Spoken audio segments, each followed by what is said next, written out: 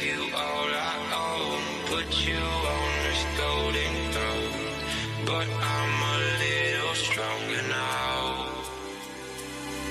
You cashed in on my promises, you know I'm too generous. Now I've learned to never help you out, 'cause I'm done cleaning up your mess. Found myself in my regrets.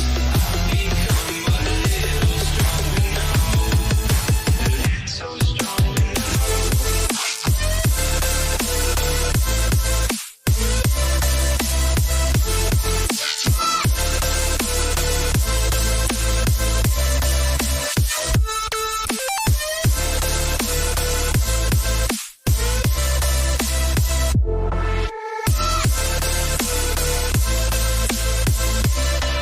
You cashed in on my promises, you know I'm too generous. Now I've learned to never help you out,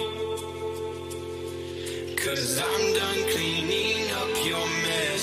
Found myself in my regrets. I've become a little stronger now, a little stronger now, a little stronger now, a little stronger now, a little stronger now.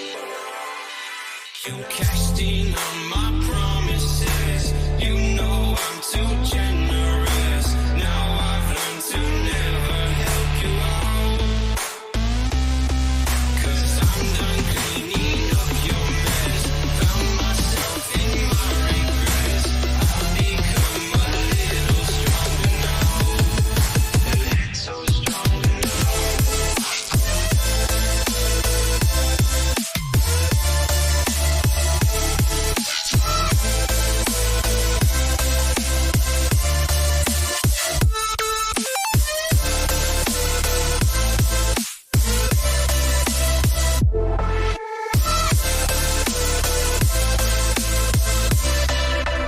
Cashed in on my promises, you know I'm too generous. Now I've learned to never help you out, 'cause I'm done cleaning up your mess. Found myself in my regrets. I've become a little stronger now, a little stronger now.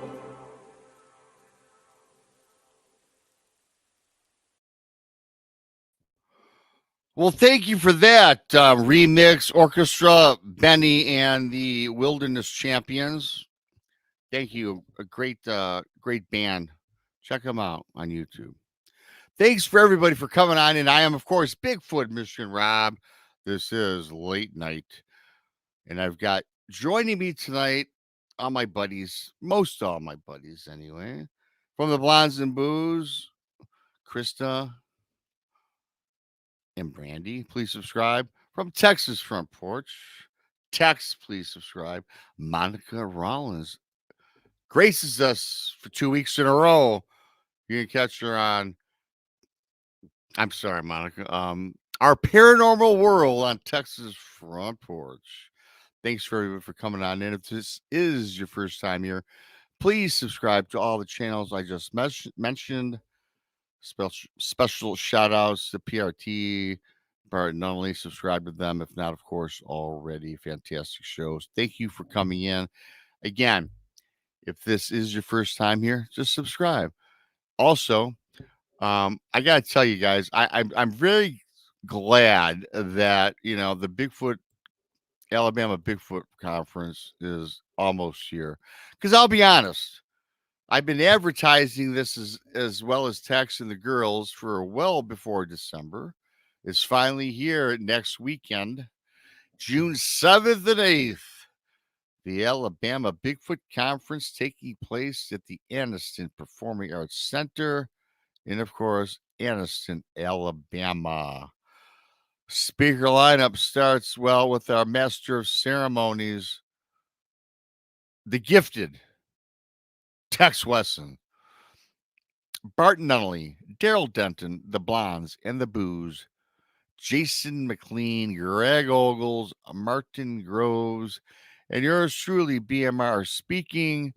Can be a fantastic lineup. The tickets are very cheap. I bet you it's the cheapest venue in town. $30 online, 35 at the door.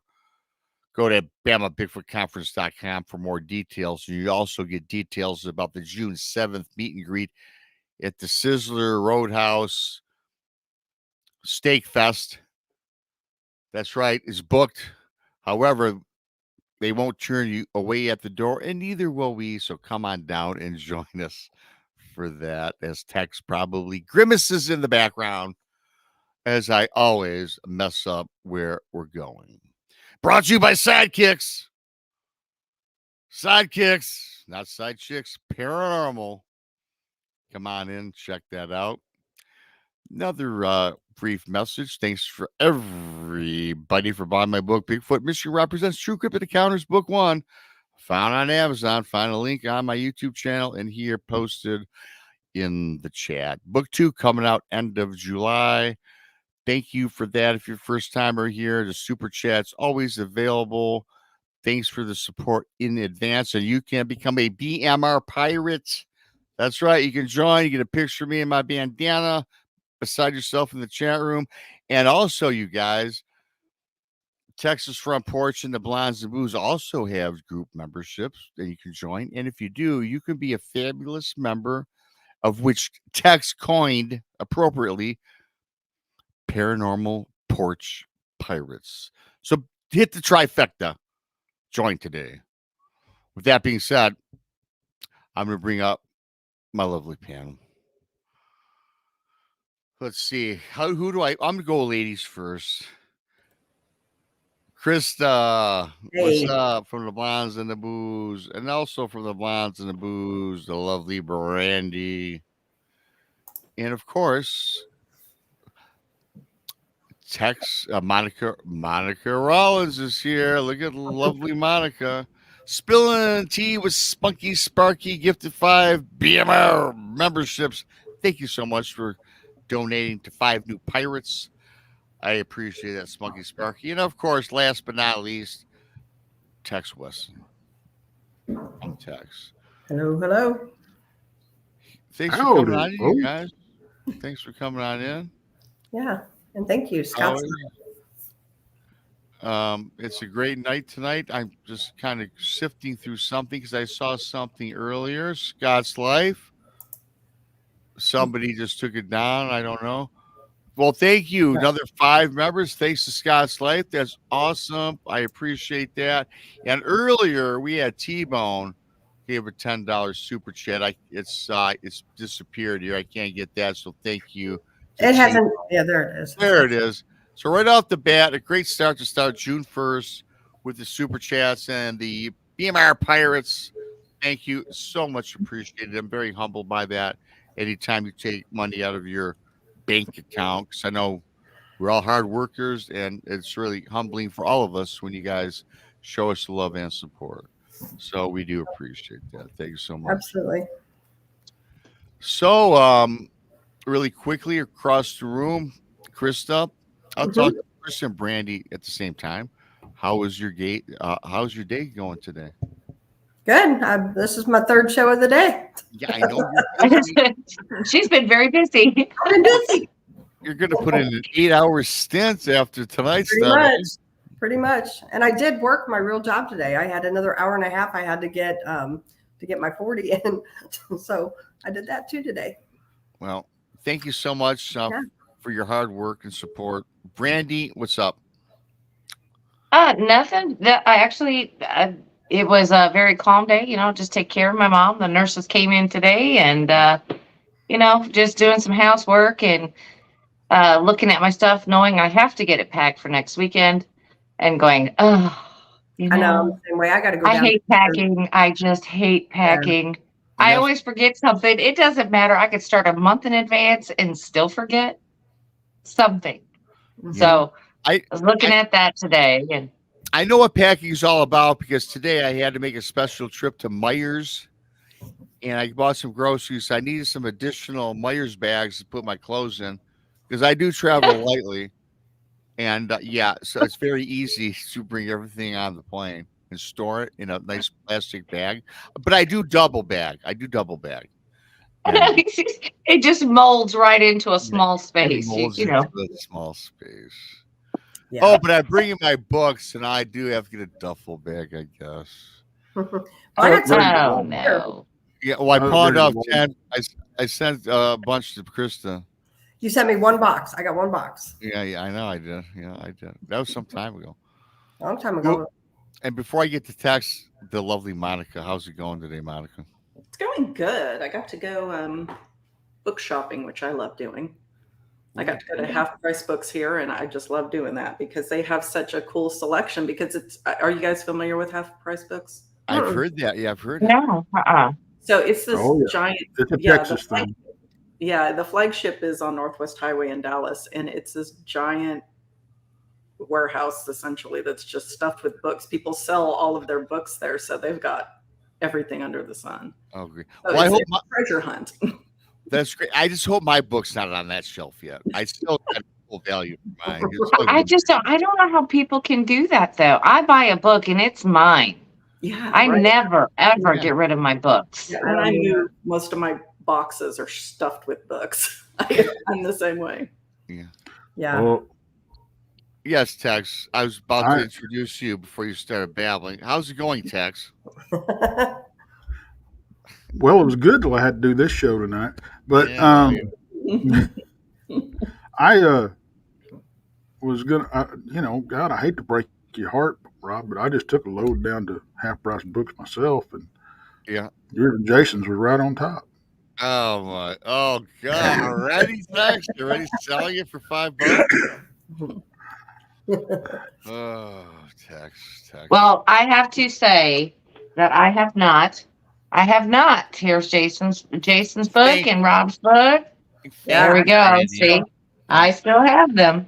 And Brandi always has them right in her office, right there, and she always shows them every show. Thank you, Brandi, for that. Mine I've are got Still BMR have. Well, I I've got got to BMR. remember my book. You gotta I've read got- the book. I gotta I sign it. gotta have you. Yeah, that's what I said. I've got to remember my book. I mean, I should probably go throw that in the suitcase right at the show so I remember. Yeah, well, because that's the last minute thing that you'll probably forget. Then you'll be like, "Damn it, I didn't bring the book for Rob to sign." Well, I'm I've got- fortunate I know. you're coming to my house, so I don't have to bring mine. You're just gonna sign mine here. Yeah, I can do it right near, right at the kitchen table, Krista. That's right. That's right. That'll I've be got fun. Danielle's book out in my truck. Well, you're gonna bring that down. Oh, you can't. Oh, she can't sign it. She's not able to make it to the conference. I heard. Mm-mm. And well, things happen in life. I'm glad that worked out. Okay, and we got to move Well, on with things. Right? It's a good reason that she's not going to be there. So Right. she's very, very upset about it. But Rob, Tex. hang on a second. Mm-hmm. We're hanging. Yes, absolutely, Tex. Well, I did that last week. I didn't know if you want me to do that every show moving forward, but yes, that is your new book, the new book cover coming out in September. Yep, me and Danielle, that's our project. So that will be coming out in September. Book 1. We're already working on book 2. And for those of you that don't know, on Sundays at 7 in the East, Infamous Minds is on Texas Front Porch, where Mr. Wesson and Diva break down true crime with Infamous Minds, as the name of the show is, with serial killers. And if you're into true crime and serial killers, Sunday night is the place to be, for sure. Yeah, hey, man, tomorrow's show is going to be freaking awesome. Jimmy Jade is coming on along with Paul Dale Roberts. Now, Paul Dale Roberts, we did it. He's become pretty much a regular. But we did a show with him not too long ago, and he has, thank you, Jamie. He has visited and investigated all these serial killer murder sites. and he's got EVPs from him and all this kind of stuff. Now, Gemma Jade, as many of you know, is a psychic medium.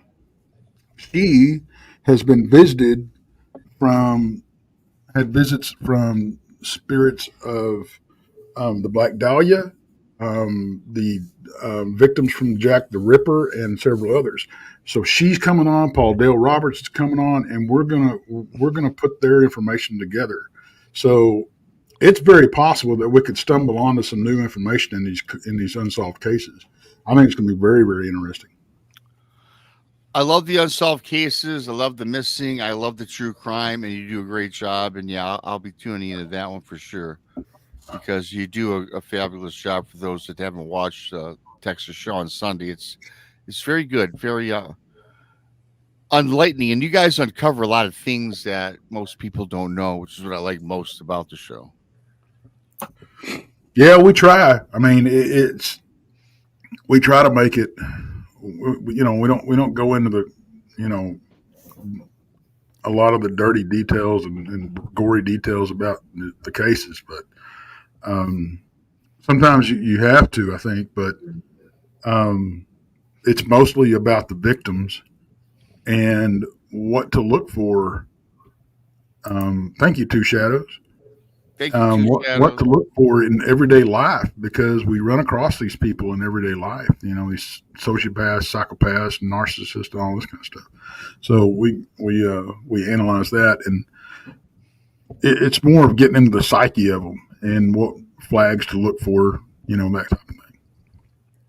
Yeah, awesome. So again, it is a great show, and for everybody new coming on in, subscribe to Texas Front Porch on YouTube, the Blondes and the Booze Paranormal Podcast on YouTube, and of course, Bigfoot Michigan Robin YouTube. Thank you for the support. Thanks for everybody for starting off June 1st with the gifted memberships, super chats. You guys really rock. You are the best people in chat and on YouTube when it comes with all of our channels, and we mean that when we say that. So, I think we'll get on with this. I'm talking a little bit about this story that I actually dropped earlier today in a video, which I think was pretty interesting. And Can I say something real quick? Yeah, you sure can, Krista. I just want to address Jamie. She says, I'm so excited for Bama Bigfoot Conference, just trying to find someone to go with me. IDK if my son can get off work. You know what? Just come by yourself. Believe me, you won't be bored, or come hang out with all of us. We're all friends, Jamie. We're all friends, and we will treat you like family, and all of you folks that are coming down, because we're genuine people. We're not there to speak and just be done with it and go home. We actually go to hang out with you guys. I mean, that's really what I'm looking forward to. Mm-hmm. Yeah.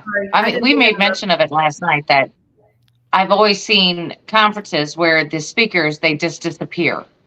Mm-hmm. You never see them after they speak, or if they're sitting at their table. They don't go out and hang out with anybody. They don't, they're very, I don't know, secretive. Well, if they do anything afterwards, it's whispered. It's okay. We're all going to meet here. We're all going to meet here, and they don't tell everybody right. where they're going. Us, it's like party over here.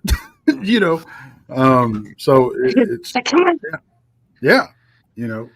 But don't be surprised if you get drug out on the dance floor or up to the karaoke stage, because I am not above that. Yeah, I love to dance, and I love to get up there and make a fool of myself in karaoke, and so yeah, we will have a good time. No, it's gonna be a great time, and like Tex said, we don't run away from you. We want you to follow us and hang out with us, because after the conference is done, that's what I'm really looking forward to, just hanging with everybody and doing what we do best. Yep. Hang out and chill with all you lovely people. Yep. So thanks for all those that bought tickets already. And if you can't make it, well, there's always an event going on throughout the years, right? So yep. Right. So anyway, I wanted to get into this because this is cool. It's got paranormal aspects. It's about Dogman. It's kind of weird. I got this from a person several months ago, and they talk to me via email. Did I try to get their phone number? Because I always try to talk to people at least on the phone. No, I'm not giving the name, Rob. My name here, my name is Bill, for all you know. And this happened, and the thing would happen, he's no longer friends with half of the group that he was with.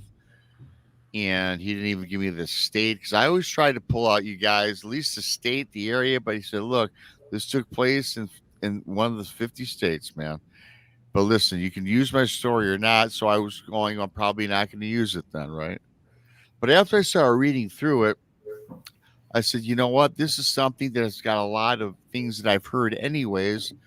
And I know it's not made up, because like we all talk about data, a lot of these things are points that we've all heard of. But like every other encounter, they're the same yet different. So this is about a dogman and shadow people at a cemetery. Okay. And there's a group of friends. I think there's 4 of them. And they were in their early 20s, and they went down to the local cemetery several miles out of town. They wanted to just go and look and find things supernatural, looking for ghosts and just to hang out. So they're all kicking it and just hanging out at the cemetery, which, you know, was strange to most people, but I find it pretty cool.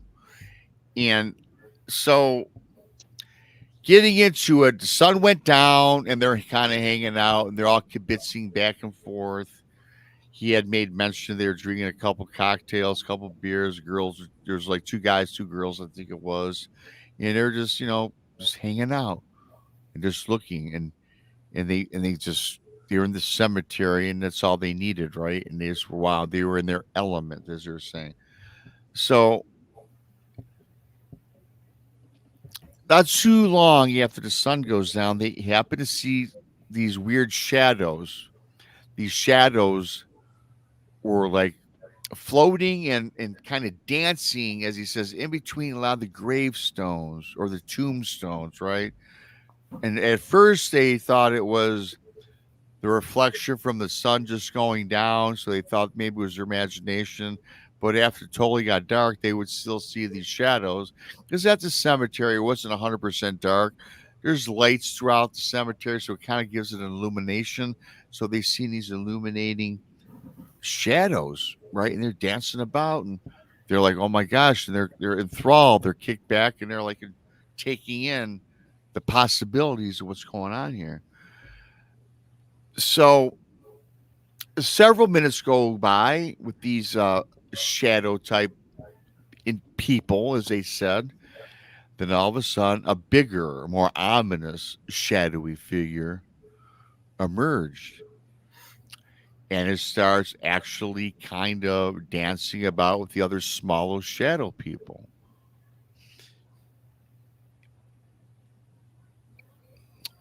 And they're trying to figure out what the difference is. Why is this object so big? And it takes the shape of a humanoid or a human of some sort. Can't make it out. But they're all interacting together. The smaller shadow people are interacting with this bigger object.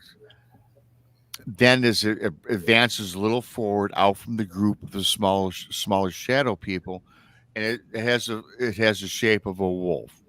They said they can see, like I had, a figure of a wolf.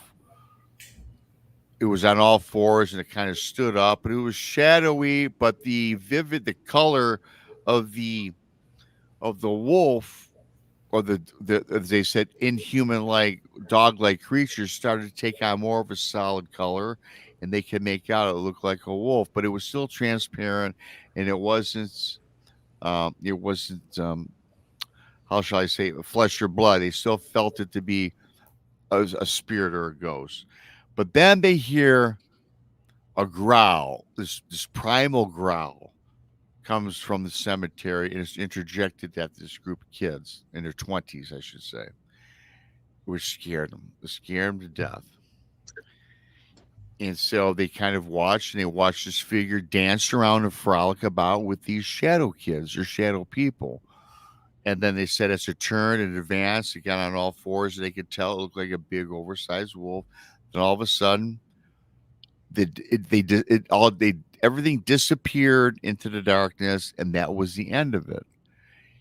and then they were just bewildered and befuddled by what they just saw. They saw something. They saw something not from this world. They knew it was not ghosts or spirits of human beings. The shadowy figures were human-like, but just got the sense they weren't really humans. But then they couldn't quite figure out this bigger, massive dog-like creature, right? So these 4 individuals, they summed it up as a great paranormal experience, something they never forget, and they went on about their lives, okay? They went about their lives, and 4 of them got they all had their own separate careers, and they went on, got different jobs in different states, and they're going about their business. 4 years go by, and, the writer that sent in the email was telling me that roughly 4 years later, he starts having these dreams.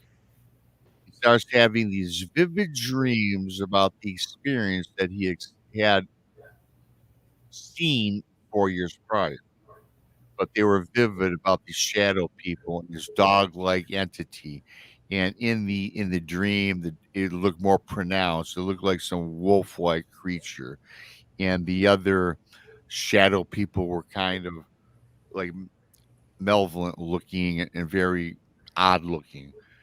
And it kind of disturbed him because he couldn't shake these dreams. And these dreams went on for a couple weeks in a row. Same dreams all the time. They varied from night to night, but he was like very getting disturbed by this, started affecting his job at work. And so one night he happens to go to this restaurant in town, his local town, to have dinner. He went by himself, and he's hanging out, and then he notices somebody sitting at the bar, and it was a girl by the name of Sandy. And Sandy was one of the ladies or girls back then that was with him at the cemetery that experienced this. And he says, "Holy cow!" And he's thinking to himself, "Is that Sandy from 4 years ago?" And he was like full of, "Oh my gosh, I gotta go talk to her. What's been happening? If this is really her." So he goes up. It's Sandy, and they meet. And she's like, "Oh my God, James or whatever his name was. Good to see you. I'm in town on a business trip. I didn't know you lived here. We haven't talked to each other for 4 years." So they're getting together. They're talking, and they're just talking about old times. Now, the writer James, I'm calling him. He didn't even tell me his name. Said something about Sandy because they spoke for about an hour and a half or 2 hours, but he had this feeling that there's something more she needed to say, something he was holding back. So James was going to go out and tell her, "Hey, look, I've been having these dreams." But before he could get out the words, Sandy broke down and said, "Hey, listen, James, I got to tell you, I've been having these nightmares about the incident 4 years ago, about that dog-like, wolf-like apparition, the dancing figures amongst the tombstones, and it's overtaken me with fear, and I can't shake them." James is like taken aback, like, "Holy cow, Sandy, I've been having the same exact dreams and nightmares." So they both look at each other in bewilderment. And they're like, "Is this kind of fate that we were brought together?" Because Sandy did not know where James lived. She was on a business trip, but they ended up meeting at this random restaurant where in the town in which he lived. So they got together, and now they're rehashing the entire incident. They both decide that, "Hey, look, we're both having these nightmares. We were brought here for some reason. We were brought here to try to figure out what's going on, what they believe." So they both wondered about the 2 other parties involved, and because they all kept in touch kind of on social media, you guys, and fly by night. You know how it goes. They're busy, and so they Mhm. try to reach out the other 2 parties, and they can't get a hold of them or whatever. So they're like, "Well, they're not responding or not getting back with us." And they've been trying to get a hold of them, I guess, for a week. So they both had decided, "Hey, look, Sandy had said to James, I got some vacation time coming up. Why don't we go back to that cemetery? Because I think that's the source of our dreams, and I think there's something behind this. James himself agrees. He said, look, I have no vacation time, but I'm going to take an advance on next year's vacation if my boss lets me. He's pretty cool. Yeah, let's get this together and let's go back to the cemetery. They still try to reach out to the other two. No communication back. So it's just James and Sandy go back to the cemetery. They plan a day. They get there on a Monday or a Tuesday. They once again go back to the same location where they had the experience, and they get there just again like last time. They try to replicate the incident when the sun is setting and so forth. They get to the cemetery, and once again, like last time, they sit and they await. And just like the last time, the dancing, ghostly shadow people are dancing amongst the tombstones. Sandy and James are like, wow, here we go. Here we go. It's starting. Then the apparition of the oversized beast-like, dog-like creature also appears, dancing and frolicking around with the other little shadow people. However, it's a little different this time. It's a little different because the shadow-like, dog-like creature now presents itself full-bodied. It almost turned from an apparition spirit-like being, dog-like being, into a full-bodied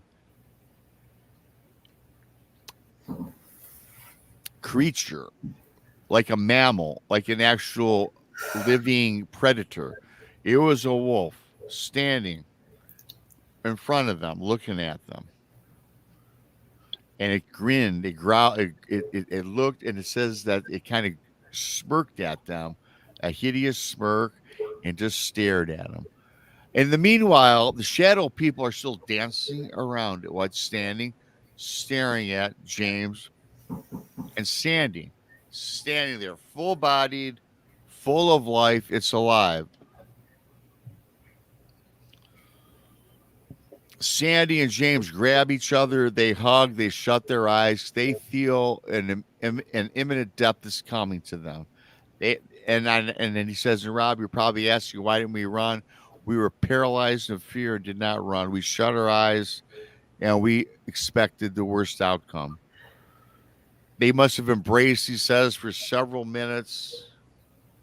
Here's the howl, the yelp that they heard 4 years ago of this beast. And now they tighten up their grip around each other. And then several seconds later, they hear nothing. They disengage from their embrace. They look at the cemetery. There's nothing.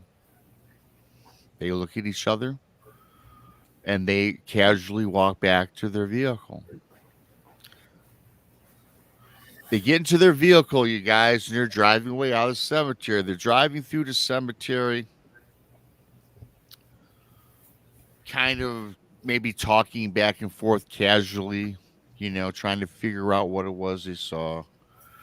And they both said in their minds, they don't know what it was. They don't know if it's telepathy or what, but they both got like a message that they both got like at the same time, and they both spoke on it, where it said, now you know.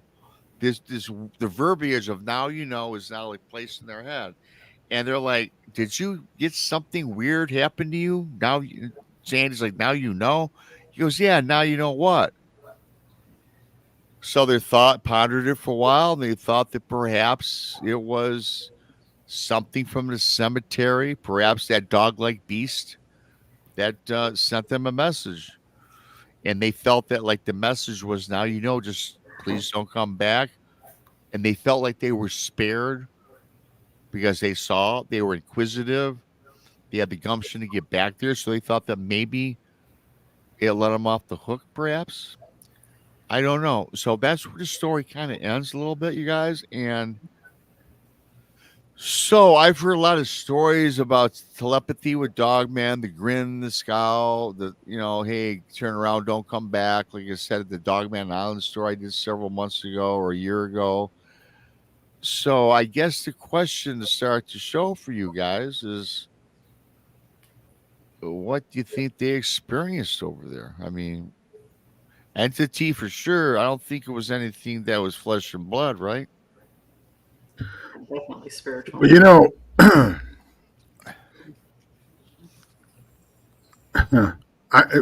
don't know if it was one of the girls. I can't remember which one it was. Well, just Sandy and James in the story. But Sandy, one girl. no, one of these ladies beside us there, Rob, Oh, gotcha. said that nothing good wanders around a cemetery. Yep, I've said that for years. On that. And I don't think I agree with that for the most part.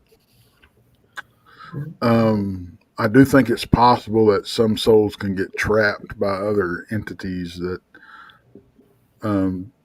terrorize. You know, if they're able to hold them in place against their will, they get their jollies and terrorizing these good souls. So I do think every once in a while we'll see that happening. With this,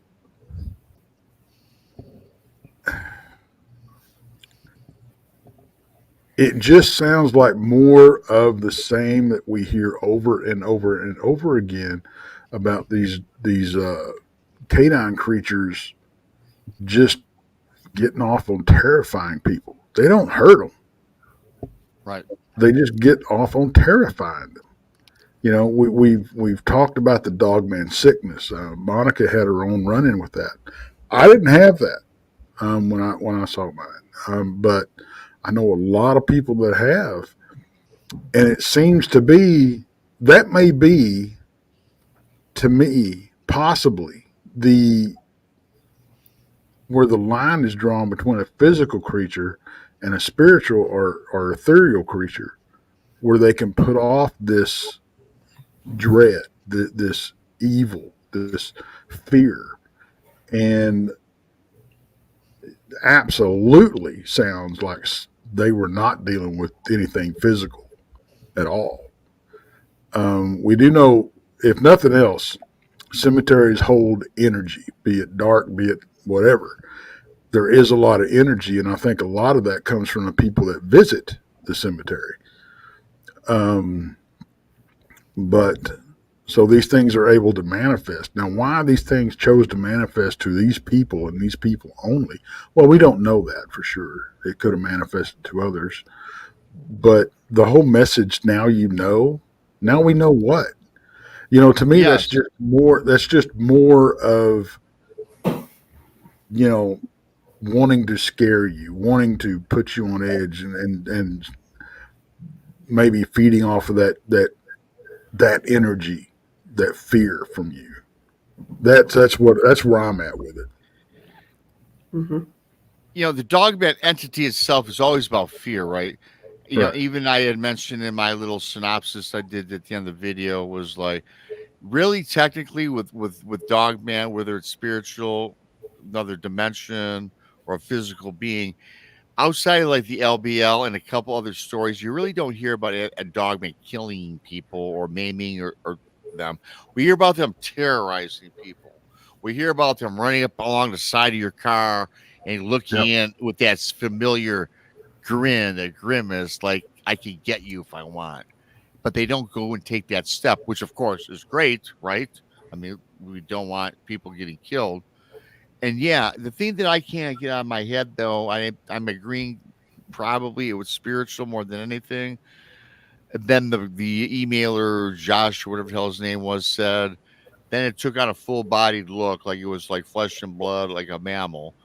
But again, that's spirits could probably, and maybe Monica, you know the answer, any of the girls. Again, I want all your opinion, anyways. Can the spirit manifest itself into a physical form? Sure, it can look solid. I mean, I've seen ghosts that look like people. Yep, me too. Mm-hmm. I mean, Like I Body touched something. I don't know what it was. Not transparent. Looks like Yeah. Monica said, like people, like you and me. Mhm. I mean, I saw a ghost car. That's pretty solid. It was Right. solid. Well, yeah, I remember. You're right, you did. I remember you Right. talking about that. Yeah. Mhm. Well, and the thing about it is, we know these spirits, if they have enough energy and they can manipulate it, they can affect the physical world. Otherwise, we wouldn't have poltergeist activity. You know, I mean, look at Bob getting scratched at the Hill House. mm, You know, Yeah. Well, that was physical for sure. Uh-huh. I I wonder mean, I if patted something on the head one night, and it was as solid as you and me, but I don't on know the what head, it was. You have not heard that story? it does not ring a bell. Oh, well, after we get done with this, maybe I can talk about it. Yeah. We can talk about that a little bit. So, Monica, any further thoughts on that? Then I'm gonna get to Krista and Brandi because I know they both. I can see Brandy's eyes like lighting up. But Monica, what do you overall this entire situation? Cemetery Hmm. when they're kids 4 years ago or 20-year-old kids see the shadow people frolicking about the tombstones, and this apparition shows up, and then it kind of goes away. Wow, this is crazy. 4 years later, the two of them get back and see the same thing, but the manifestation. So for you, is more of an energy, a spiritual thing that they I took think place. I mean, I'm pretty sure that was spiritual for sure. I mean, can't But- imagine something flesh and blood, at first appearing translucent and then materializing into something Mhm. else. And I believe in, I'm going to pose this to Chris and Brandy later, but Monica, really quickly, and for you guys as well. What the thing that I find most fascinating is, frankly, the story. We've heard these similar stories a lot, but what I find fascinating is the dreams that the dude had and the lady had, Mm, and they both had it. And I don't know, like, I never say I believe in coincidence. Krista don't, Brandy don't. And it's kind of odd, or was it really fate? They both had dreams about the 4 year, and then all of a sudden, out of random, they don't know where they live, and she has this meeting, and the guy happens to be there, and they meet up at the restaurant. Then they start Mhm. kibitzing, and then they finally talk about their dreams. That to me is the most fascinating part of the story, to be honest. Well, I think that, listening to it, my thought is that, it's definitely spiritual. It's an entity of some kind, right? All of it is the dancing shadows and then the manifestation of the dog creature. And I wonder if it didn't attach to them somehow, all of them, right? And follow them over the years. And they all started having dreams, right? Which brought two of them back together. Maybe the other ones, for whatever reasons, couldn't make it out, but I bet they were having dreams too. Mhm. And when they were in the cemetery witnessing this, right? And in the background, right? Because I believe in spirit guide. I believe in a lot of stuff going on in the background that you're unaware of. And if this is attached to them, it could have manipulated things for them to meet each other to have that dinner. Mhm. Then they're out at the cemetery. And when it manifests, right, and it grins at them and it says, now you know, I think it's communicating to them, now you know what I can do. I can bring you here. It was me making those dreams happen, me that brought you here. Now you know. Now you know. Hmm. Brandy, I'm gonna let you back clean up. So I'm gonna go with Chris. Your thoughts, your summarization. I agree with Monica, everything she said. I mean, it's definitely on the spiritual side of things. And, we've heard of Dogman doing the same thing to people, like the grinning and, causing dreams. You hear people who have Dogman encounters, they have dreams and, nightmares and things. So absolutely spiritual. And, there's a thing too, Brandy's been there and more, and Anna's in chat, but there's a grave at the LBL that they say a dogman has come out of. So I believe all that's possible. Mm-hmm. Brandy, you kind of agree with everybody yourself. You're not in your head. Well, to tell you the truth, this whole thing kind of confuses me a little bit. I mean, Okay. uh, because we know that if if it were demonic, it wouldn't come out as something that would scare you. It would come out as something that would be more pleasing to you, something easy for you. So we can just scratch demonic off the list. Mhm. And yes, it could be something spiritual, but this is sounding something more like it was conjured versus something else. You know what I mean? It sounds like there was something else involved here that we're not getting that part of the story. Because this is really odd. This is a very odd story for me to even try to wrap my head around right now. So I you're I wonder don't if it's know. possible Is that, it something they could have manifested yeah. or something that was conjured at some point? I don't know. I'm not, like I said, there's so many scenarios in this, I can't really say. What did they say they were doing in the cemetery in the first place? Well, the first place, at the very first time, they want to go experience something supernatural, ghosts at the cemetery. 4 kids in their early 20s want to go to the cemetery, hang out, and see what they could find. They had made mention in the email something weird, paranormal, supernatural, what have you. And Okay, then I have to wonder what they were doing. Right. But because, Tex, think about it. To people in their 20s, that's kind of normal behavior. I mean, you got to expect that. Let's go get scared. Let's go into the haunted house. Let's go and, that's just normal behavior. I mean, Right. what could have happened before those kids had got there? That's what I'm wondering about. I mean, because Tex and I know firsthand what things are going on in the woods. We've run up Right. on some stuff that has been left over from it. So we're well aware that other things are happening in the woods and in a cemetery. So that just makes me wonder if it could be something else. But and it just hit me, the whole now you know. And if they were there to start with, wanting to experience something, we don't know what they did. So if they were trying to communicate with something and they asked a question, that is the answer to the question. Now you know. That's kind of where that's kind of Right. where I'm going with it. Could they have So I'm opened a portal or something? with y'all, with you, that, or like you said, they manifested it themselves by doing whatever they did the first time they were there, and it attached themselves to them. That's that explains the dreams. That explains the want to go back. Everything. Because that's what they were wanting in the first place. That was their intent, was going to the cemetery to see something paranormal. Yep. So they probably did manifest this, like you said, Brandi. Perhaps they did manifest this or conjure it up. I should say probably the more appropriate term.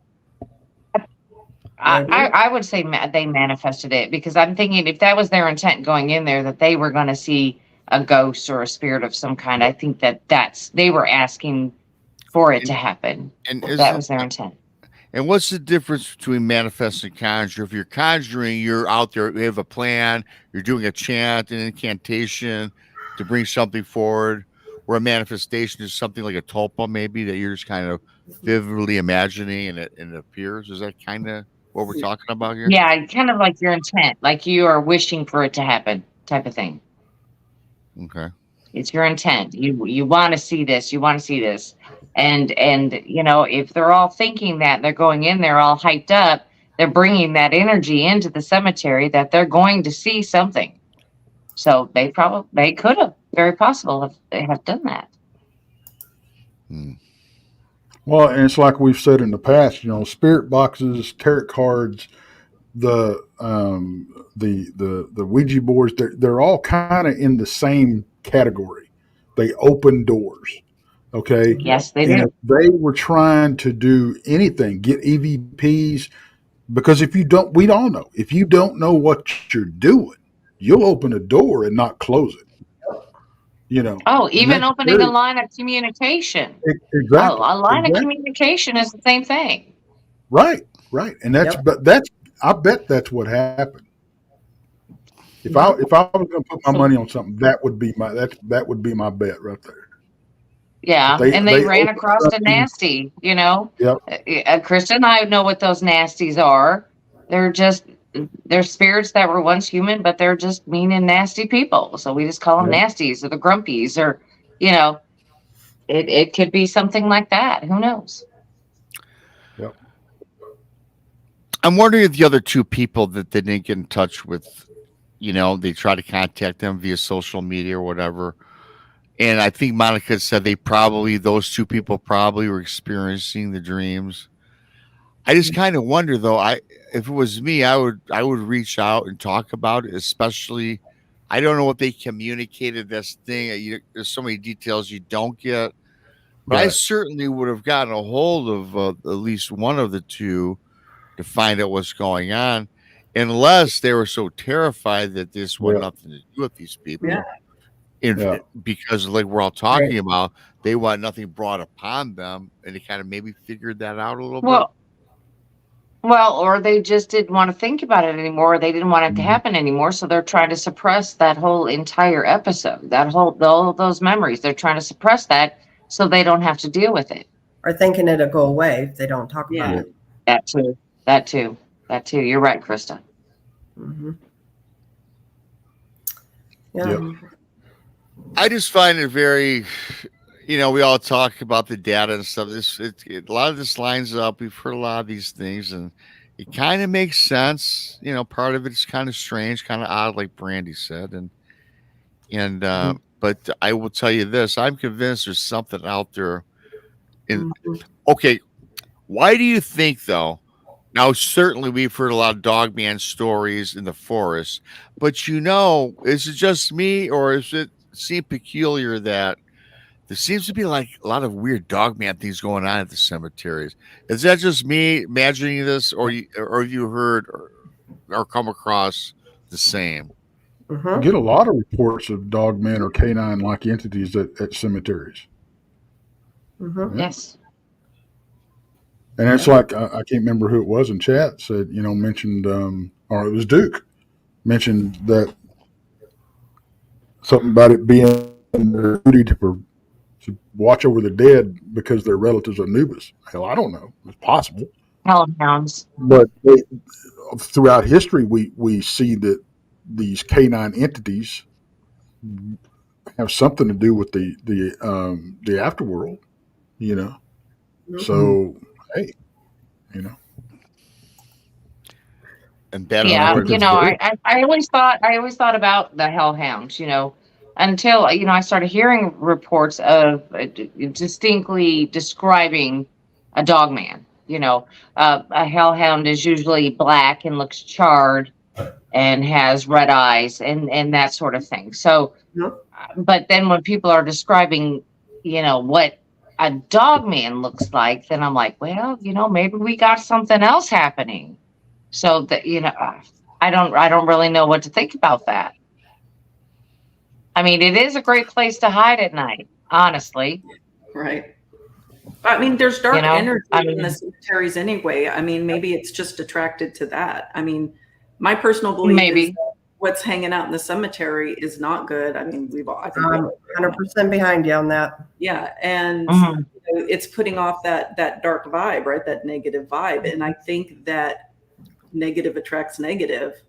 And if there's any dogman or whatever these things are in the area, they're inclined to want to be around where that negative energy is concentrated. Yeah. Well, too, another theme that I come across, especially at cemeteries, I don't know if Texas come across this at the cemetery in Brown Springs. I know not maybe the Dogman, but when I always think about cemeteries, we get these stories about the ghouls. And what else is also classified as a ghoul? They're digging up corpses and eating the dead. Is that the skinwalker, or there's another one? I don't think it's a skinwalker. The That's part ghoul. of the ritual to become a skinwalker. What's that? That's part of the ritual to become a skinwalker. Is to okay. and not recently deceased. Right. But we think that what people are calling the rake are what people used to call ghouls. So because Yeah, the their description is description the is same. very similar. Yeah. Hmm. Because Well, I the gotta rake tell you is that's something that's very recent. I mean, it's Yeah. less than 10 years old, I think. so you think the rake is something or creepy pasta, Tex? No, I think it's something. I think it's a ghoul, and I think Okay. it's just being called a different name. Just like a lot of this stuff, and we've been talking about this a lot. Is all this stuff sounds like the same, and we're just putting different labels on Right. it. I don't think it's Yeah, anything new. and that's another thing about That's for these sure. labeling. Yeah, everybody's got different opinions on different labels, just like they've got. I don't know what your feelings are. Like with Dogman, there's that old chart that's been floating around probably before I got involved with this about the 8 different types of Dogman. Yeah, I I, don't know that. I think that needs to be updated a little bit. I Yeah. don't know. Mhm. I mean, I don't. I don't think there's different types of dogmen. I really don't. I think there is one type, but they can't all possibly look the same. That here I am. Chris and I are both blonde, but we look nothing alike. Do you see what I'm saying? I mean, they've got to have variations. I think there are different variations. I'm just saying that I think that chart's a little dated. Just like here's what I believe. I think there are different variations of Dogman. I think there's 2. I think, well, maybe 3. I think there's I always refer to Butch Witkowski. He always thought the Dogman was the up upright canid with the hawk legs, stands 5'8", 6 foot tall, the head of a German Shepherd, and it's just a dog running on 2 legs. It's nothing evil. It's just an abnormal species, hence a cryptid. And then I also believe that there's the dogmen that are created in laboratories by the government, which hence these super soldier type dogmen, which I think are the ones that are out there committing all these heinous activity. And I do think the third is the spiritual, whatever, for whatever reason, it's a spiritual or ethereal being that comes through dimensions. I think that exists as well. And I'll talk about that story a little later, but those my 3. That's my 3, really. And I think they all look differently. We all hear about the dog man with the really 8-inch ears pointed up. Some have long snouts, short snouts, wide mouth, short. I mean, so the variations, Brandi, yeah, are there. I just think that is not like that chart suggests, right? Mhm. Yeah, I don't. Yeah, I mean, if you take the regular canines, yeah, we have the German Shepherds and we have the Pit Bulls and we Right. have the Rottweilers, but they're all dogs. And They're all, well, you know you've what? also Great got, point. They're all dogs. we've also, well, people also talk about the hyena type and Mhm. that type of thing, and we do hear about, and I still to this day think that the whole I would have backward facing legs is a misidentification because I think it's just a long, narrow foot, and the heels are off the ground, and they're walking on their toes. They see that heel, and they think it's an actual. Even if if we go down the road of maybe transformation is possible, which I don't think that much physical transformation from a human to that is possible. But even if we went down that road, it would not have to break the leg and form a new joint. All it would have to do is extend the foot. So even that part of it makes sense if we went down that road. But I don't think they have back these upright canine critters or have dog legs, true dog legs. I think they just have an elongated thin foot, and they're on their toes. Physically, they would they can't have plantigrade feet and walk like we do and have the balance. It would They would have to be up on their toes if they were like that. So it makes sense, and the agility and the way they move, the way the report, they almost have a bounce when they move. Monica's story, the way it moved, um, and if you look at a boxer, they stay up on their toes, when they move in the ring, it gives you more. It gives you can move quicker. You're more agile. You're more on balance. And I think it's a very good possibility that's what we're seeing with these creatures. If you're going down the physical road, I do think some of them are physical. I think what I saw was physical. But yeah, it's a weird deal, but I think there's not necessarily different, and that's what's confusing when you start hearing about the 7 types. One, how the hell do you know that there's 7 types? Well, Okay, that's my whole point, really. there's not anybody, regular Joe schmoes like us, got these things in a cage or on a slab that we're studying. Okay, there just ain't. And how can these people putting their opinion out as fact is killing us. Thank you, Carrie Arnold. That is straight from Carrie Arnold. Don't put your opinion out as fact. If you have a theory, if you have an opinion, fine, but put it out there as such. Well, that's why I kind of slammed the variant chart. I mean, okay, but Brandi said there's different variants. Yeah, but to have 8 specified, to me, that's just dated and I don't think accurate at all. And that is put out as fact. I mean, if I was a novice and I had a Dogman experience, much like my Bigfoot, and I started researching and I came across that chart, I'm like, wow, these are the 8 Dogmen.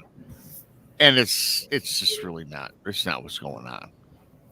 Well, I'll tell you what. If y'all want to talk to somebody if you go into the conference, you're going to be able to pick a lot of people's brains that's had these experiences. And Pops is going, a.k.a. Gary Spike Sr. He was there the night, and he's one of the ones that saw these multiple feline-like creatures jump out of trees, go down on all fours, and get up on 2 legs and approach him and disappear when he hit them with a light. And when they turned the light off, they were right back where they were. Wow. Okay, so that is no way in hell a physical being. Okay, that goes right out the door. But you're also he's also been there a lot down there with me in Brown Springs and has numerous sightings. Hell, he's the one that saw the one run through the camp right by my truck. We saw the stump walk away altogether. I mean, it was, but, and, you'll be able to talk to Krista and Brandi. Y'all had that experience that you kind of thought was a Dogman, but it turned out you were told it was a Bigfoot at that campfire, that time y'all camped at. So that deal that night, it was one of the events that we put on, and there was a speaker there, and he that night he was talking about the Bigfoot and stuff, and we did have some sort of rocks or something thrown at us in the middle of. There's like 30 people sitting out there. Brandi and I witnessed it. Actually came right beside me when our speaker was leaving that night. He, his wife, and sons saw a Dogman cross in front of them. So we didn't witness a Dogman. We just witnessed something throwing something. So Bigfoot, was it a Dogman? We don't know. I tend to believe that's more on the Bigfoot side of things myself, but it's very possible. I mean, it's I don't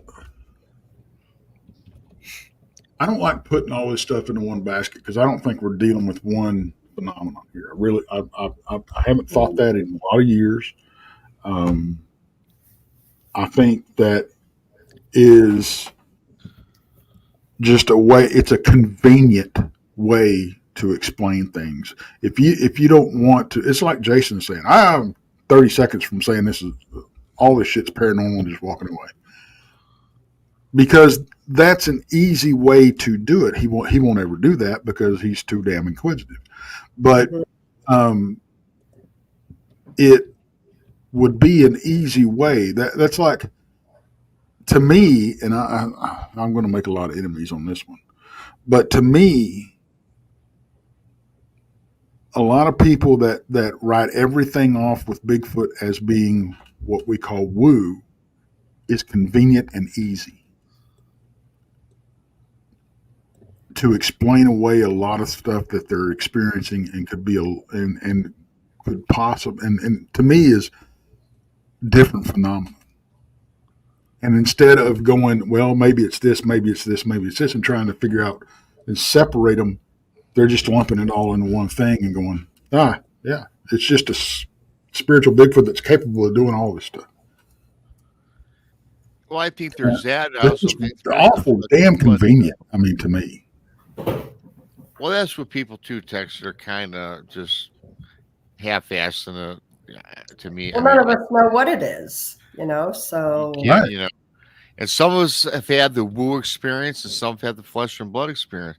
Mine, as I always say, I don't know what the hell it was, flesh and blood and woo. I don't know. It was a combination to me, personally, of both. I think it was a flesh and blood creature now that I delve into it. But every story you hear, it's two sides of the table. Flesh and blood creature that walks across the road, he looks at you and disappears in the forest, or the one that manifested from a tree stump and disappeared. You get the picture of something, but it's not there. I'm not even talking the blob squatch picture, just things that just come out of nowhere. They're in one area 1 minute and they're up the road 5 miles in another minute. How do you explain that? They're not running that fast, right? Or are they? We don't know. Well, you hear of them with cars and stuff, Yeah, but maybe there's more than one of them. I mean, well, we know, especially if you're talking about Bigfoot, they travel, the clans. Well, right? not only that. I mean, I've had too many damn encounters where they don't travel alone for the most part. Now, yeah, you're once in a while, it's like any other thing out there, you're going to get your rogues. If you get, a male that's feeding on his oats and tries to run at the, the alpha, and then he, it's time to, all right, Junior, get your ass out there and find your own women type thing, but for the most part, they're not alone. There's more than one out there. So, that's been my experience. It's like in Jurassic Park. It's not the one that you're looking at. You got to worry about your aiming your gun at. Right. It's the one you can't see. Right. Yeah, Well, exactly. Yeah, I think we kind of beat this one pretty good, you guys. I got a Dogman story that I'll do a little later, but Tex, you brought this up, and I'd like the people to hear this because there's really quite a lot of newer people in here that I know have not heard the experience that you had at the haunted Hill House, was it? Mm-hmm. Where you took on the demon in the closets, playing cars, and Bob got molested. Correct. Yeah, for lack of a better term. Well, I was about to say, why don't you tell the good people about that? Because it's very entertaining. It's very it's kind of creepy in its own way. Yeah, it's pretty cool. Well, and I'm not the only one in this group that's had an experience over there either. But the gist of it is, and I'm known to kind of poke the bear at these locations, and which is not a good thing. I don't suggest it, people. But I was challenging this supposedly demonic or bad entity named Toby that supposedly resided at the house, and I've seen a picture of what they call Toby, and that comes into play here too. But keep in mind, I didn't see this picture until the morning we were leaving. Okay. And they didn't explain what he looked like or nothing. But anyway, the night before when we were all in there, I went in this, they have this room under the stairs, and it's only about 4 feet wide, and there's a big mirror on one side and a chair. And I had them lock me in that room, and I called out this Toby character and called him everything in the book. And this is on the channel. I did a live, and there was people, I didn't hear it, but there was people that were listening, and they said they heard 2 female voices. And the thing about it is, we wanted to make sure there was the least amount of contamination that we could get. So I had them lock me in the closet, and everybody went outside and left me there for 30 minutes in complete darkness. So there's several people that said they heard 2 female voices and 2 female names. And so we did that. I didn't experience anything really. So we go on through the night, and 2 of the guys are playing poker and in the poker room, and there's a ghost called Willie that you can supposedly play poker with. And they're sitting around the poker table. They got, God, what was that guy's name? The one guy here, Keith, was here, and then they had Willie sitting here. And I walk in. They've been playing. They had a crap. Whatchamacallit meter, EMF meter. And they were communicating that way with him. And it was going pretty good. And I walked in. I said, well, I'm going to sit down and play. So I moved Willie's stuff to the chair next to me, and I took his spot. And so we're playing, and we had just asked Willie to show us the dead man's hand, which is aces and eights. The following hand, I get dealt aces and eights. Willie beats me with 666. Okay. Now, at the time this is happening, Bob walks in, goes and he's not playing. He just goes and stands behind Willie's chair, okay, and is watching the game. We're just about to wrap up. We wrap up the game, and we get up and we start walking back. And Bob says, "Man, my back's burning." And it got worse and worse and worse. And we lifted up his shirt, and you can see it. The pictures are there on the channel. That there are clear marks on his back, welts, that either look like something was trying to draw a pentagram or an A. We ain't figured that much out yet, but it looks like it could be both, or one of either or. So we all, I don't know if it was about 3 or 4 o'clock in the morning. So we all, and the welts go away after, a while, and we put ice on them and all that kind of stuff. So later that night, I'm upstairs, and Toby's room is upstairs. Thank you, CJ. Can't wait to see you either. It's been a long time. There's this room. You go upstairs, and when you get upstairs, there's 1, 2, 3, 4 rooms. If I'm remembering right, Brandi, upstairs. I think you're right. And one is if you go up the stairs, there's 2 rooms behind you. No, 1 room behind you, 1 over here to the left, 1 straight ahead, and 1 over to the right. And these were actual rooms with doors. Okay, so it's behind you is a little girl's room. Straight in front of you is Toby's room. So I go over to the little girl's room, and I'm standing in the doorway, fixing to walk out. And there's a motion activated light that is set next to Toby's room, and it comes on, and I'm like, okay, well, I'm not that far away. It caught sense of me, and it came on.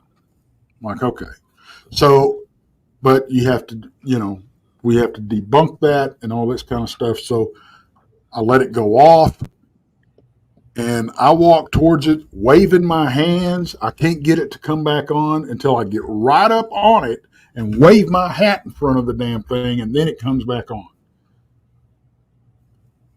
Okay, can't explain that. Weird, but okay, whatever. So I go into Toby's room, and in Toby's room, there's a is it a bed or a chair? I can't remember, but it's a chair. But anyway, I'm going to go in there and I'm going to sit in Toby's room and try to open a line of communication with him or whoever. Well, there's a little doll sitting on a rocking horse right by the door inside the room. And it's not motion activated, it's seismic activated. Was that there when you went, Brandi? No. Okay. So I'm sitting there and I stand up and this thing goes off. Okay. This dog goes off and starts singing a song. I can't remember what it was. But I'm like, all right, that was creepy. So Yes, Max. Now that you're saying that, it's the one on the rocking horse. yeah.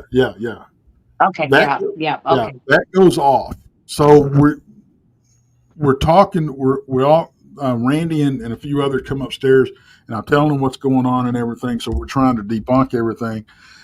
And I did a little debunking before they got up there, and I could not get that thing to go off unless I stomped on the floor in one certain spot.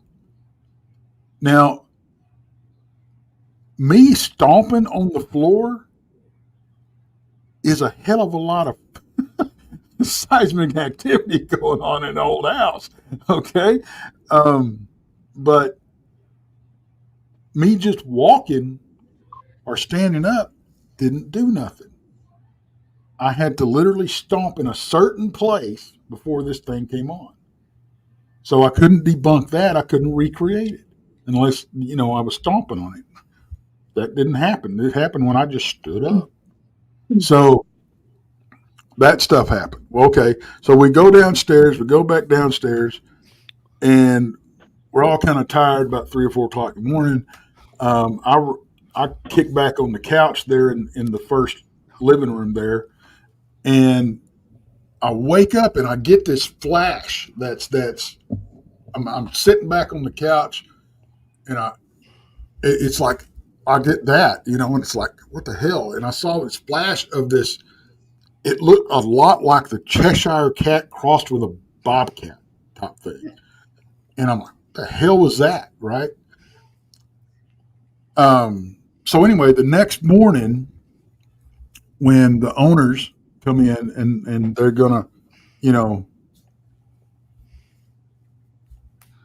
check everything and we leave and whatever and talk to us. Number one, when I was in the closet and I told them we picked up 2 names and I told them the name and they looked at each other and they went, wow.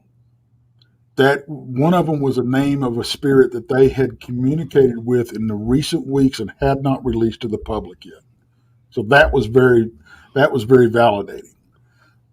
During the poker game, right before Bob got scratched, they got an EVP in there saying cheater. And he was standing behind Willie's chair.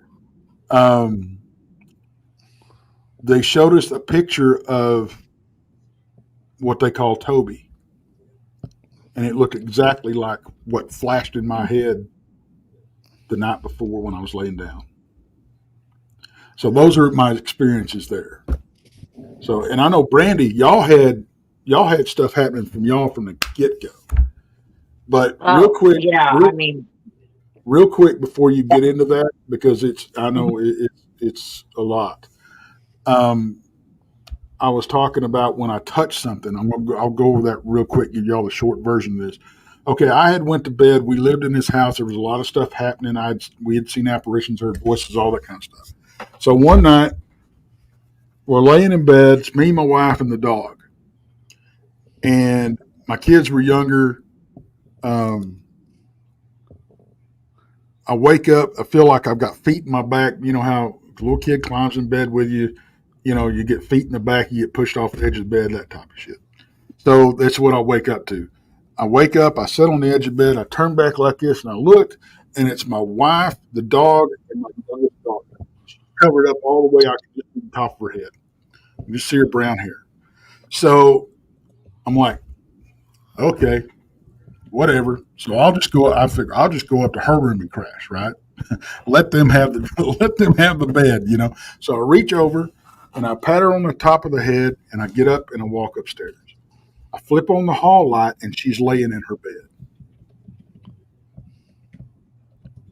And I went, and this is after a lot of this stuff had happened, and I knew we had stuff going on. I mean, I'd seen a full body apparition and the whole 9 yards. And honestly, I flipped on the light. I looked in her room, and she's laying in her bed, sound asleep. And I went, all right, then. Turned the light back off, went back downstairs, walked in my bedroom, and it was just my wife and the dog. Wow. I don't know. That's crazy. That is. But whatever it was manifested enough for me to pat it on the head. Mm-hmm. Oh, yeah. And the two spirits that we mainly saw was the one we heard a lot was a young boy. The one that I saw felt like more of a protective thing, and it was a cowboy, an old cowboy. Well, and what we found out about the land, this is a brand new house, folks. What we found out about the land was back in the day they were taking some cattle up the Chisholm Trail, and there was a camp there. And they had some small boys with them, because they took them out when they were young, and they would train them on these drives, especially if they were short drives. They would, maybe take them to Fort Worth or something like that. But a war party came through, massacred, and killed all of them. So we found that out about the land. So there's that. Yeah, Godfather, you can burn all the sage you want at the conference. I don't care. It's outside. I don't care either. I mean, Burn it all. It's outside. you probably won't be the only one burning sage. I'll tell you that. But yeah, that's my experience on that. So, I know, Monica, you'd never heard me talk about that experience. I hadn't. No. Yeah, it's pretty crazy, right? It is. It is. Monica, what's your thoughts on that? Because I'm going to tell another story, but I'm going to let you talk about Texas. That I know that BM Krista, Brandi texts here, but I know they like it, and I know a lot of new people in chat have not heard it. Which I'm going to get on with. What do you think about that? What's your thoughts About Texas? I mean, it's entirely possible. Yeah, they can manifest where you could touch them. I mean, there's lots of stories out there of people encountering apparitions that they, touch. They hold their hand, or they they look physical, of course, while you're talking to them, but they give them a hug, or they touch their hand, and then they find out, oh no, that's not really a person. That's it's a spirit. Yeah. I mean, that's not surprising. I mean, it is creepy as heck that it was like crawled up with its feet on your back and bed in the middle of the night. That's creepy. Can't say I've ever had that happen. Nor do I want it to. But yeah, I mean, there's lots of stories of people having physical contact with ghosts like that. I see Brandi went to the Hill House, and she's got, man, they had activity from the get-go. They couldn't even get through the damn tour. Right. I mean, they had so much activity going. It was crazy. Right. You can go back. We did a live show on Blondes and Booze, and we did it as we were investigating it. But we were so late trying to get that show started because our tour kept getting interrupted, and not by little things. I'm talking about big things. And it had us going from, I mean, we got there, like 7:37, and until 10 o'clock the next morning. It was still going. I mean, the activity is so high there that you question yourself if you can make it through the night. You really do. Just and it's not because of what's happening, it's just how much it's happening. It's just your total adrenaline is moving and it's not stopping, and it wears you out. So yeah, that place is really something. Oh, for sure. I got to go to one of these investigations with you guys, one of these places. As you know, I always say, I don't know. I don't want my thing, as you guys know, I've said it ad nauseum, the attachment factor. But you guys assured me that I would be fine and not get any attachments, because I had that attachment back a long time ago. You can't guarantee it. Well, no, you're guaranteeing it. You always take a risk in any haunted location you go into. You take a risk, but I'm pretty sure you said, I guarantee it, Rob, about 3.5 months ago. In fact, I remember, and I quote, Rob, I guarantee you won't get attached. Krista Tweedy, thank you. Okay. That's the Hill House. Yeah. It looks like a basic everyday house sitting on a semi-hill. And, of course, there's Tex Wesson in the infamous closets, conjuring up the demon. Yeah, that's right before they closed and locked the door on me. And everybody went outside for 30 minutes. That's Bob's back. Yeah, that's scratches on his back. Looks like a pentagram starting up. I thought. That's what I see. Mm. Maybe not. Monica goes, So, yeah, I mean, maybe not. A little star, perhaps. I don't know. Looks like the Avenger symbol. Yeah. Oh, I see. Now I see an A. You know what? See, different eyes. I've never noticed the A until Monica brought it up. So I always thought it looked like an A too, and most people do. But it very well. I mean, I can also see where it could be, something like a pentagram, trying or an attempt at a pentagram or something like that. Or just random prick and scratches. Hell, who knows? But so, thank you, Tex. Thank you for that. I gotta tell you, I'm gonna do this story. Tex, the girls have heard it, except for Monica. I would like Monica's take, but this is you guys like this story anyway, and I want to go revisit this. And also, there's a lot of different new people I see in chat that I know haven't heard it. And this is really, this got a lot of symbolism. It's kind of, I don't know, paranormal yet, flesh and blood type thing, but it's very creepy. But before I get into that, I always want to do this halfway through the show or more. I want to thank everybody for coming on in tonight. If you're new here, please subscribe to Bigfoot Michigan Rob on YouTube, the Blondes and the Booze Paranormal Podcast on YouTube, Texas Front Porch on YouTube. And I also have to thank T-Bone for the super chat, Scott Slade for gifting 5 Bigfoot Rob memberships, 5 new pirates, Spill and T gifted 5 BMR pirates. Thank you so much for that. Jamie Brinson became a new pirate, so thank you for the new pirate members. 2 Shadows with the awesome super chat. Crystal J, thank you for the super chat. The super chat is a great way to help support what we do around here. Greatly appreciated. Donations certainly are not expected, but so appreciated. And all of us on the panel can say we're humbled when you donate. We love you guys. And again, I can't wait to meet a handful of you when we have the Alabama Bigfoot Conference, June 7th, and the conference is the 8th. The get together is on the 7th. It can be a great time. And so thank you to everybody. So going back to the Dogman thing, again, the girls have heard this. Monica has not. A lot of newer people have it. This is one of my favorite stories because it symbolizes a lot of different things. And Donnie Cho, he was in chat, says, Rob, this is my most favorite story. It's also in the book. And as soon as I start talking, everyone's going to know about it. You guys on the panel, except for Monica. And I think nobody in chat's heard this because, like I said, they're all pretty much new. Thanks for coming in. This is a story that I received. It's in the book about the devil dog of Mississippi, right? You guys remember where I'm going with this? It's about the preacher man in Mississippi. Yep. Oh, yeah. Yeah, it's a very good story. I mean, it's got all the elements. And so everybody listening, there's this preacher man. He's kind of a transient. He went from town to town throughout the South, and he never spent a lot of time in many of these towns. He would set up shop, give his sermons, get his congregation together, but he would split. And he just went on from town to town throughout the South, and mostly in Mississippi. And he came across a very rundown, poor town in Mississippi. Mhm. A very poor, and a lot of us know Mississippi. Certain sections in Mississippi, you guys, is really It's very poor. very poor, very poor. And I think a lot of this has to play into this as well. So this preacher man gets to this southern. Thank you, Diane, for that.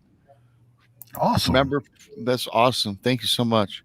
So the preacher man gets to this town, sets up shop, and he starts his sermons at the local, I guess, church or whatever establishment it was, and starts doing his sermons.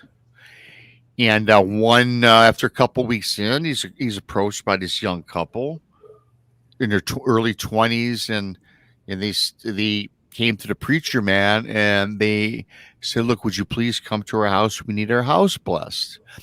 And the preacher man said, "Well, why, you guys? Why would you like me to come bless your house? What do you have going on?"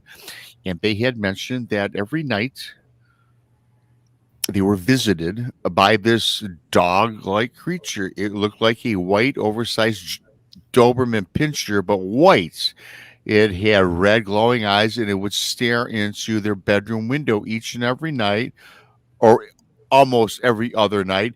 And it would and they would always get these, whether they experienced it telepathically or what, but they would have these nightmares about atrocities that was occurring to them, their families, and the town. And it was horrible, but it kept reoccurring. And so they wanted to look, we think we've got some evil entity visiting us each and every night.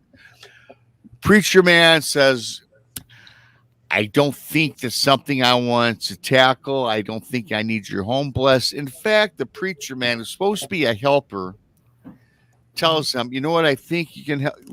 Here's where you need help. Go find the local psychiatrist or doctor and tell it to him." Which, right off the bat, I'm getting this vibe. This preacher man, there's a reason why he's transient, goes from town to town to town. He don't care about these people. Certainly, I think as a preacher, you go at least visit the house and see if you get any vibes, right? Mhm. So, preacher man goes on about his business, continues his sermons. A week or so later, the young couple again comes up. We're still seeing this white Doberman pinscher, evil-like, with the red eyes looking in our window. And now our dreams are getting more terrifying. Well, you obviously haven't seen the psychiatrist. And they're like, "There's no psychiatrist in this town. You know where you're at? There's no wealth here." Blows them off, sends them on their way. "Don't come back to me. Come back to me when you seek the help you need. I can't help you." So second time, shuns them. A couple weeks go by. The young couple again outside the sermon hall after he's done with the sermon, again for a third time, pleading and begging. Now this young couple, everybody, they're haggard looking. They've lost weight. They look on death's bed, right? They just look terrible. "Please, Mr. Preacher, we beg you, come to us. Come see us." Turns away, blows him off. A week later, after his sermon, outside the sermon, there's a big crowd gathered outside the hall of the church or the dwelling. "What's the ruckus? What's going on here?" "Well, we heard that you've been turning away the young couple in town. They were having these terrible nightmares of talking about this entity, this dog-like entity would come and visit them and project these images in their head. And we heard that you turned them away." "I did." "Well, I didn't turn them away. I told them to seek medical or psychiatric help." "Well, thanks for that, Mr. Preacher Man, because the young man murdered his wife and then killed himself immediately thereafter. They're both dead now. Thank you for all your help." Yep. Preacher man falls to his knees, crying, whatever the case may be. So they have a town hall meeting where the preacher is the focal point. They wanted to bring him in, and they want to have a town hall and go over the incident and why this preacher refused these people help. So town hall meeting starts. He goes about explaining that he didn't believe that he could help them. He didn't believe what they said was evil or demonic. It was something in their head. And then, of course, they're all razzing him, saying he wasn't doing his duty. What type of preacher are you? It doesn't matter what you believe. If people come to you for help, you don't turn them away. Then he broke down, starts crying. He's on his knees, you guys, in this town hall. He starts praying out loud. Then, up from behind him, he feels a hand on his shoulder, and it's the town sheriff, the leader of the community as far as policing the area. Preacher man, yes. Well, I got to tell you, I've been experiencing the same demonic white Doberman come to my window each and every night as well. It's been happening for months on end prior to this young couple. Another man or group of people come forward. We've been experiencing it too. So there's a whole handful, half a dozen or so. These people are now coming out of the closet, so to speak, and now saying aloud that they too experience this. Now, when in fact the whole town knew about this all along, everybody. So the town didn't even reach out and tell this couple that they too had these experiences. You're not alone. So I guess the town was feeling guilty as well. But of course, they blamed it on the preacher. But they came forward and said, look, this is going on. Preachers, why did you guys all let me know? Maybe we could have saved this couple. You didn't do your job, this, that, and the other. Fine. So at the end of the town hall session, they pretty much he felt it was time to once again go on to another, like he always does, leave the situation, leave the stress, leave the drama, not help, and just do his thing. He's packing up a couple days later. He's packing his wares together, gets it all ready. He's got everything in his front door, and there's a ring at his front door. Answers the door, opens the door, nobody out there. Then he looks down, he sees this basket. This basket's laying on his front porch, like an oversized picnic basket, I guess. And there's a blanket over top of this basket. He's looking down, kind of strange. A gift for how they know I'm leaving. Why would they leave me food? But then he sees underneath the blanket something moving. He kind of, steps back a little bit, and he's like, should I open it? What is this? So he finally, gets on the porch, pulls back the blanket. As he pulls back the blanket, what's inside the blanket is about a 2 or 3 week-old white pup. A white pup of like a German Shepherd, I think it was. He looks at this thing. What type of sick joke? I guess he's thinking to himself, a white puppy that had been the bigger dog tormenting the demon, whatever the Dogman tormenting this whole town, has that now on his porch. He gets the hell out of there. He grabs a basket with this little white puppy in it. He takes it to the sheriff's office or police station, drops it off, gets out of town, never to return. And that is the devil demon dog story that I had done last year or whatever. Mm-hmm. I find that really fascinating. So, Monica, it's the first time you heard it. I know the other guys have, and I don't think most people in chat did. What's your thoughts on that one? That's a lot to unpack. It's a lot to unpack. Right. I mean, the town as a whole has got a serious problem. Right. Exactly. Yeah. When you're telling me it's just this couple and they're having these nightmares or these visions, right? of being projected into their mind of these horrible things happening to them. It reminds me of the sleep paralysis that I experienced, and then my brother-in-law experienced, where he had the same thing happening to him. So that initially I thought, well, that's a demon. That's probably something like something to spook them, right? Or at least some sort of spirit trying to spook you and feed off that energy, right? But then the man ends up murder-suicide, right, with his wife, and that goes a little bit beyond just trying to spook you and feeding off that energy. And then the entire town's experiencing it. So I'm thinking that whole town's on board with something weird going on, and there is a bad infestation happening there. Just terrible. And I'm not sure that, the town wasn't cursed. Yeah, the town as a whole, I would say that a lot of those people in that town did something, because it doesn't happen along. And you have that many people exposed and experiencing it. Like, there's a group of people in that town, and it sounds like a serious number of people in that town doing something that's not just manifesting that, but holding it there. So that whole town is bad news. That preacher showed up. Well, the town is bad news. They've known about this. This reminds me of like a creepy Stephen King novel, really. Remember, Stephen King novel, there's always a creepy town in Maine.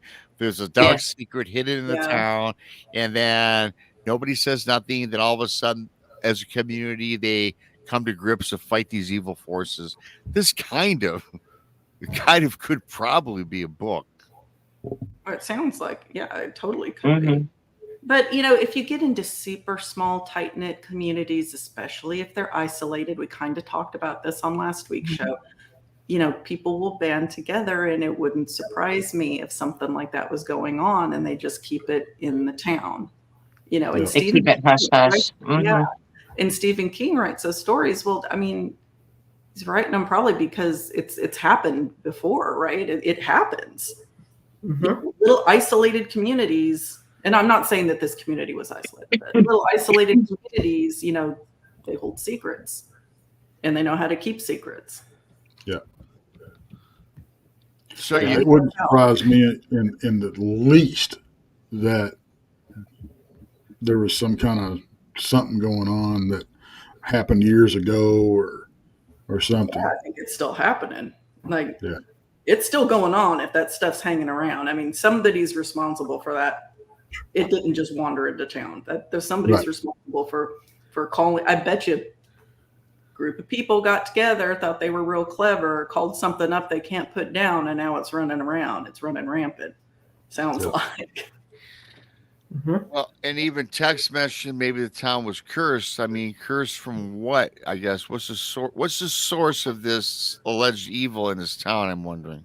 Well, if they had done something to somebody, that was, I mean, you're not too far away from Louisiana. You're still looking at that Haitian influence, the voodoo and everything. There's no telling.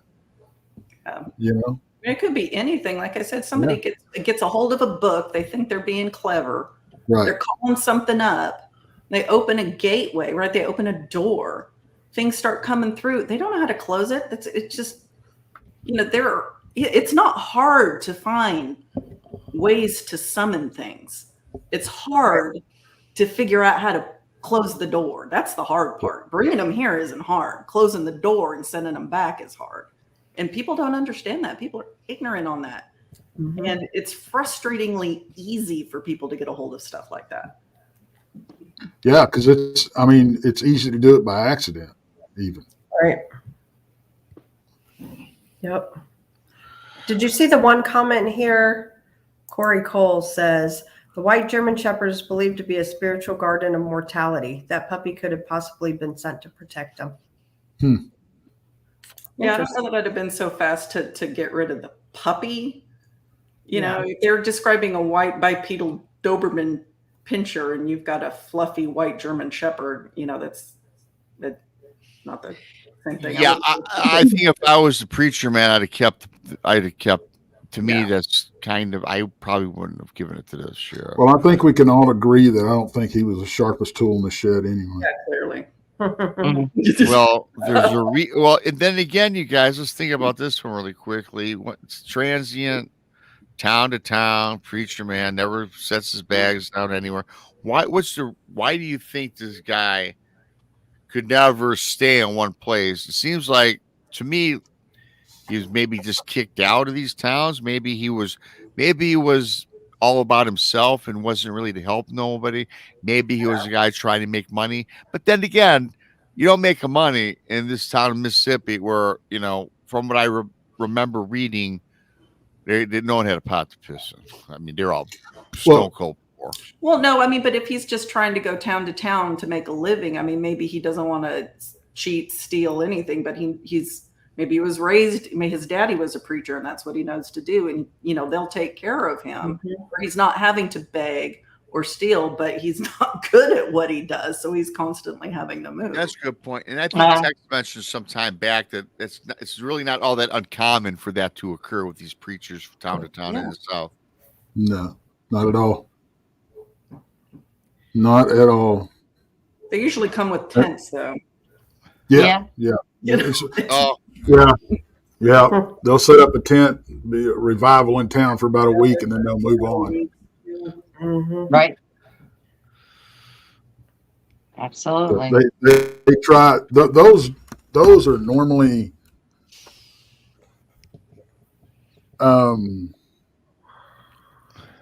they're trying to. They push the baptism, they push the saving, they push that type of thing, and it's passing the hat every time you say amen, that type of thing. They're very doom and gloom too, I think, personally. That's very there's a lot of fire and brimstone. A lot of fire and brimstone. Well, I see Krista and Brandi are looking like they're almost ready to fall off a little bit. Brandi, any quick comment on and Krista's worked like 15 hours today. Her job is like 20 shows she's done today. And I know Brandi's got the crazy hours. Brandi, your final thoughts on this? I know you've heard it before. I'm kind of with Tex on this. I think that the town was cursed. I think there was more going on because the people knew.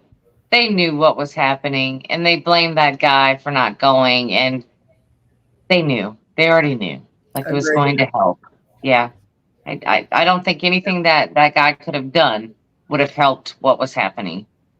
I think they had a deep, dark secret, and that was that. Who do you think sent him that dog in the basket on the porch? And why? I want to know who told the story. Who told the story? Who told the story? Had to be the preacher. The preacher sent me the story. Yeah. Oh, okay, gotcha. Yeah. Well, instead of the white dog there,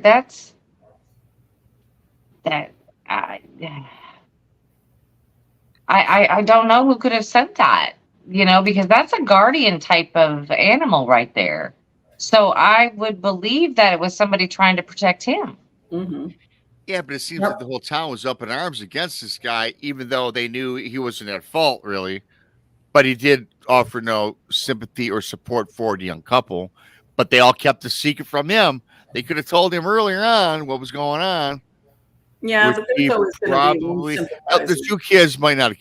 The suicide murder might not have happened had the town told him, and so maybe that was their peace offering. Like, we screwed up. No, it could be that just that one person sitting in the background going, you know what, this guy is not at fault.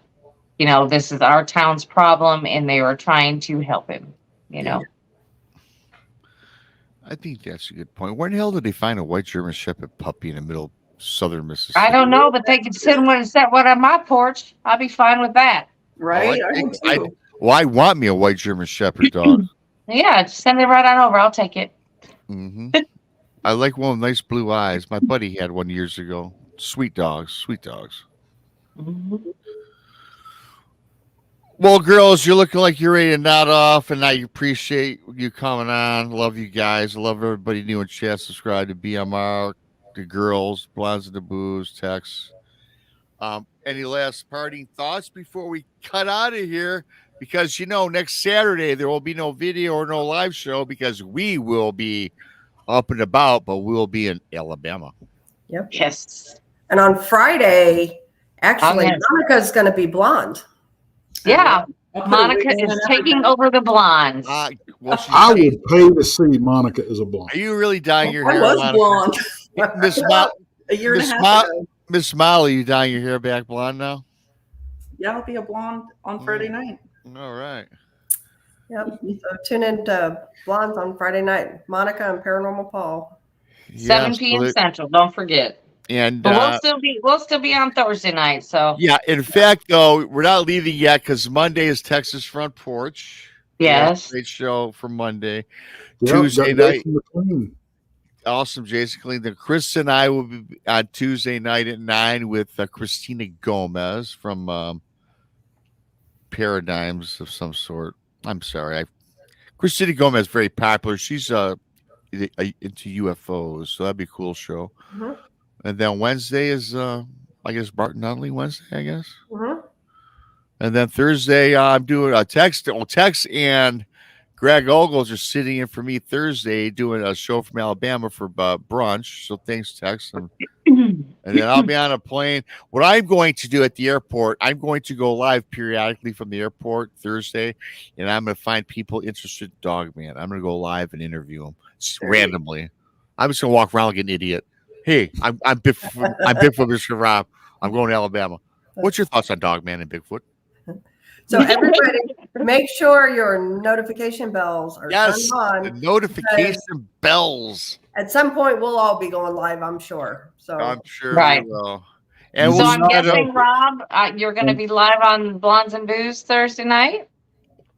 yeah, he's gonna have to. Well, yeah, I'm with you guys. So, hey, Yeah. thank you, Amy. Bucky's fun. Yeah, I'm gonna be at Krista's house Thursday afternoon, I think Yeah. it is, or something like that. Awesome. Yeah, Bucky's fun. You don't Beaver want to miss. nuggets. Bucky's fun. Thanks, Amy. Yeah, she knows me. Bucky's it is. You don't want to miss tomorrow's Infamous Minds. Yes, Infamous Minds. Jimma J and Paul Dale Roberts. Jimma has had serial killer victims visit her. She's a psychic medium. So, and Yes. Paul Dale Roberts has visited and investigated the murder sites. So it's going to be a cool show. Well, and last but not least, Truth or Tinfoil is at 5 p.m. Central tomorrow night. And we just bring up random pictures from, the internet and everybody out there that claims that these things are, paranormal or whatever. And we just sit and chat and break it down to see if we think these things are real or if they're just tinfoil. Yeah, and that's fun, and it's cool because it's just what you think, right? And you have a lot of participation from the chat. Like Definitely it's a participation kind of show. Yeah. Bring everybody in together. And one more time before we go, thank you, Brandi, for that. And everybody coming on. Krista, Monica, Tex, and Krista, 15 hours of work today. And Brandi is Brandi. She's got a lot going on. Monica's a night owl, man. I see you every night now. Every time I turn on YouTube, you're up. So you must not sleep at all because I know you go to work in the morning, for God's sake. I do. I get up at like 6 a.m. And then Tex's hours are like screwed up since I've known him. So I got to thank T-Bone for the super chat. Scott Slay for 5 more pirates. Spilling Tea gifted 5 pirates. Jamie, new member. Thanks, Jamie. 2 Shadows super chat. Crystal J, thank you so much. Diane Boss, thank you so much. Gifting, member for 4 months. And Amy for the Bucky's fun. Of course, Krista don't like Bucky's, but what are you gonna do? I'm not one. I'm not a shopper though. Well, I'm not. Get my stuff and get out. I don't want to walk around and buy souvenirs at a gas station. Just saying. Well, it's not a gas station. It's certainly not a gas station. No, it's a gas station. So much more than a gas station. I like that place. I don't even like Walmart. It puts Walmart to shame. It really does. It is the Walmart of gas stations. Hey, well, you know what? That is a fact. Yes, it is. Good coin to phrase there, Tex. Great coin. Thank you once again for everybody for coming in. Again, turn on your alert bells. A lot of surprises next week, especially toward the weekend after Thursday. You don't know who's going to pop on. Could be the Booze, could be Robbie, could be Texas. You never know. Alert bell, subscribe, like, share, all that good stuff. I'm just kind of wasting time until I find the exit button, as you all know. I do that. I learned that from Tex many years ago. Found it. Love you. Peace. Good night.